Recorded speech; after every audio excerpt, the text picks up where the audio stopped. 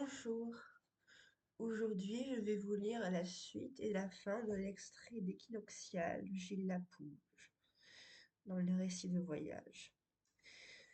Dans la solitude, le temps fondait comme du sucre. Je ne pensais qu'un homme seul, dans un pays inhabité, et malgré le soleil et la lune, bondit tout d'un coup hors du temps, comme un clown traverse un cercle de papier, et il retombe de l'autre côté. En étrange contrée, oui, après 8 jours de mutisme, je pensais que le temps, c'est l'autre. Maintenant, je ne sais plus trop. Il est constant qu'un homme de Nord-Est vous demande l'heure, mais j'ai tout de même un peu été étonné que l'on m'interroge à 3 reprises sur le jour de la semaine. D'où revenaient-ils ces paysans? De quels écarts? Les petites églises du Nord-Est possèdent souvent des horloges bien visibles au-dessus du clocher. Les aiguilles sont peintes sur le cadran.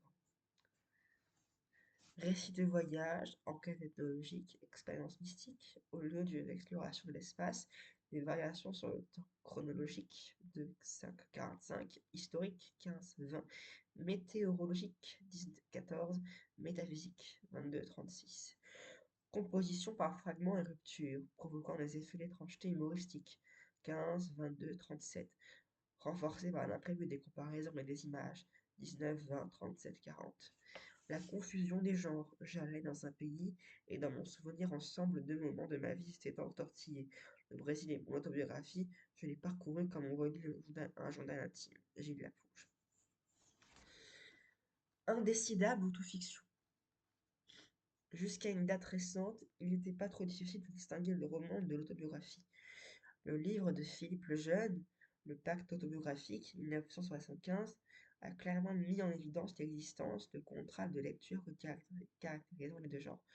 Je vous rappelle que ce livre date des années de la fin du XXe siècle, donc c'est pas forcément actuel, mais j'ai quand même souhaité prendre des éléments de ce livre parce que ça, il y a quand même quelques correspondances avec ce qu'on enseigne aujourd'hui.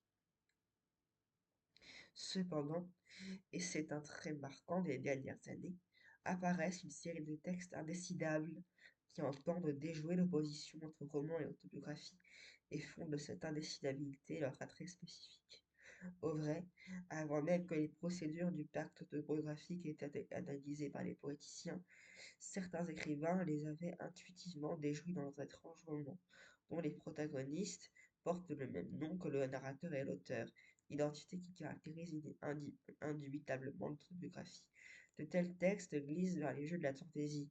Les oscillations de la rêverie suggèrent obstinément, sinon une aliénation véritable, du moins que je est un autre, selon la formule de Rimbaud. C'est là le charme au sens fort du mot, des romans de François-Régis Bastide, tout bruissant des échos de la musique romantique et du romantisme allemand, onirique et biographique à la fois. La vie rêvée, 1962, La fantaisie du voyageur, 1976, L'enchanteur et nous, 1981. Je vous lirai la suite dans 4 jours.